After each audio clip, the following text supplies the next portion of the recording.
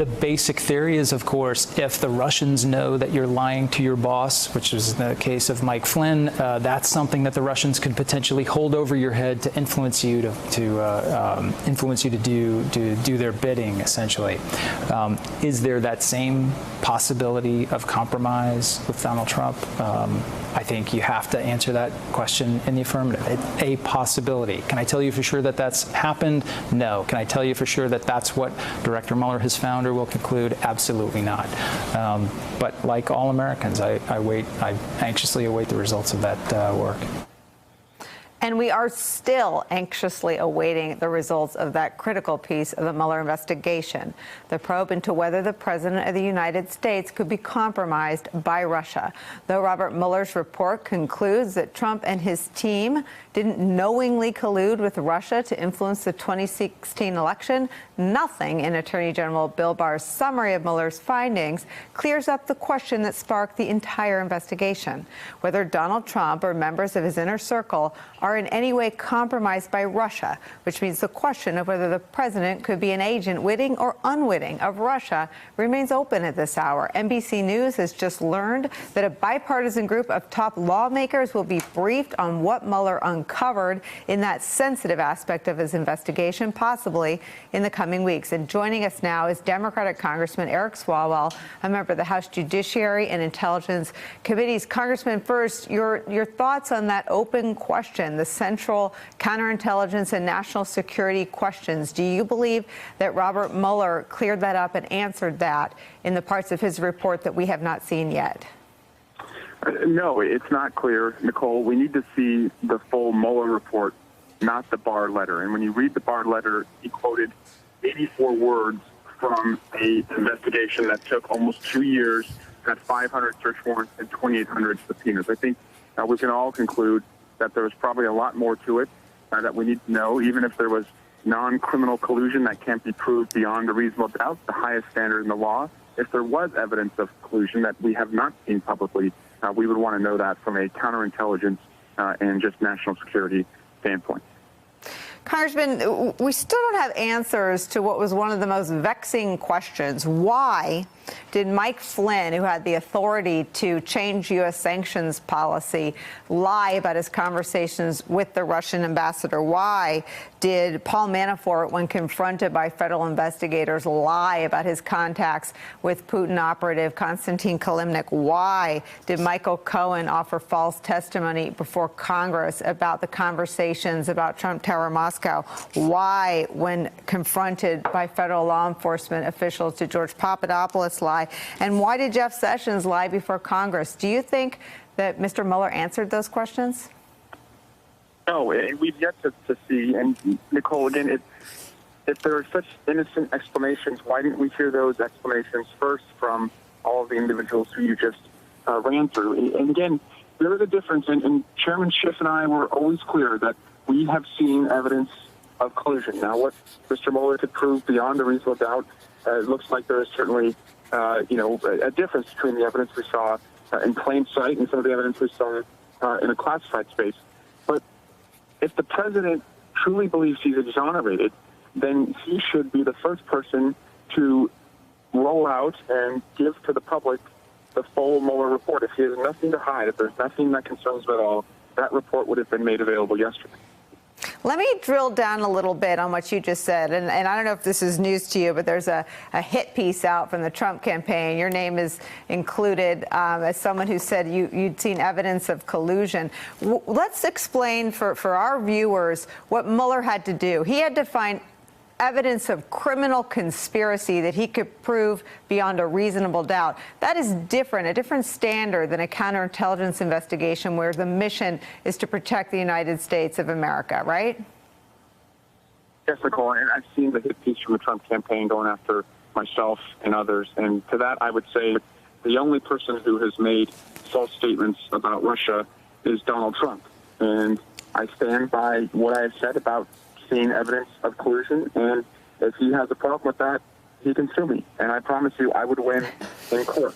As to the counterintelligence mission that we have with the intelligence community, we need to know if any U.S. person, whether it's on a campaign, a transition, or an administration, has been compromised or did seek to work with or did work with the Russians. And that's separate from a criminal investigation. I think James Comey laid it out in his testimony back in March of 2017 to Congress, where he described that there were two investigations going on, a counterintelligence investigation and a criminal investigation. And oftentimes, counterintelligence investigations do not result in convictions or even indictments.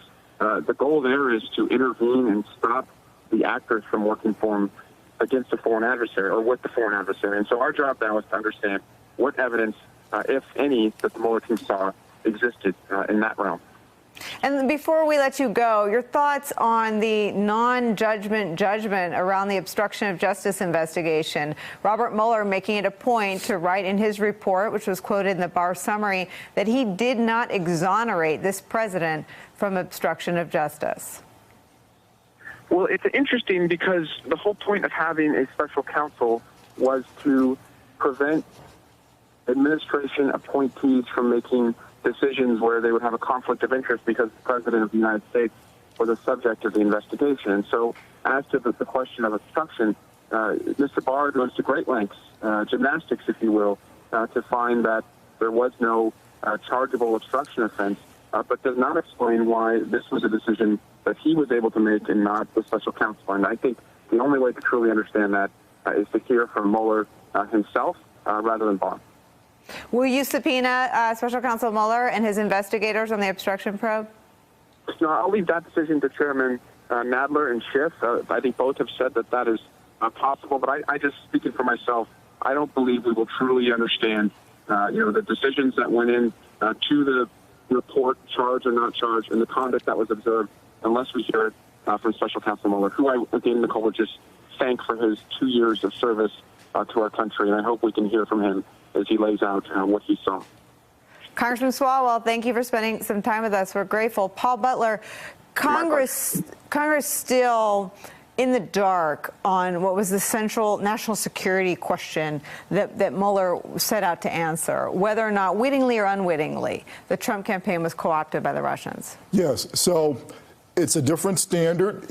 Whether you bring a criminal case than whether something happened. The criminal standard is proof beyond a reasonable doubt. And Mueller himself only brought cases that were slam dunks. And so what no collusion means is that there wasn't a slam dunk case against the president for conspiracy to defraud the United States. It does not mean that it did not happen.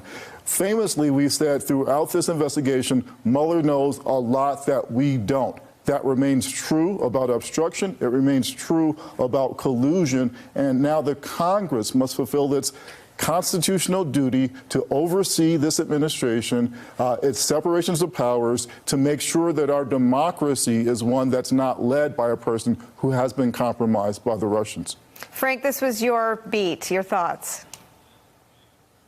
Yeah, imagine this scenario that we've talked about, the mob family, where and even Michael Cohen in his testimonies talked about how, the president kind of winks, nods, and says things and looks you in the eye, and you understand what the message is. Imagine that same strategy being played out geopolitically with the Russians, where the Russians are making multiple overtures, and we've seen that in the summary that the Attorney General's provided Congress, right? There's a reference to, despite multiple attempts at reaching out from the Russians, okay, imagine the reach-outs occur, and imagine that his people, Trump's people, are saying, okay, got it, and they're passing it on to the president, and the president's then coming out publicly and saying things like, Russia, if you have the emails, I hope you release them, right? Or the Republican Party position on Ukraine is being altered in response perhaps to Russia outreach. So that kind of grayness doesn't reach a criminal standard where I've got you, but imagine Mueller having very sensitive intercepts and other sources showing multiple attempts by the Russians to reach out to the campaign and the president, and then imagine all he's got on the other end of that conversation is these public statements by the president. We need to see all of that, and that's why the report needs to become public. real quick. Even just basically, when the public says 87% of people want to see this report, they want an explanation for this behavior, for everything that Frank just outlined, because the facts of the case are that the president called for the hack. He was given the hack in the form of WikiLeaks. He used it to great effect. He weaponized it. It was a #1 talking point. And then one of the first things that he does as president is seeks to try and lift those sanctions. We still don't have an explanation. Was it the Trump Tower Moscow and he was hoping for a payday? Or was there more that happened after that Trump Tower meeting? We don't know. Hey there, I'm Chris Hayes from MSNBC. Thanks for watching MSNBC on YouTube. If you want to keep up to date with the videos we're putting out, you can click subscribe just below me or click over on this list to see lots of other great videos.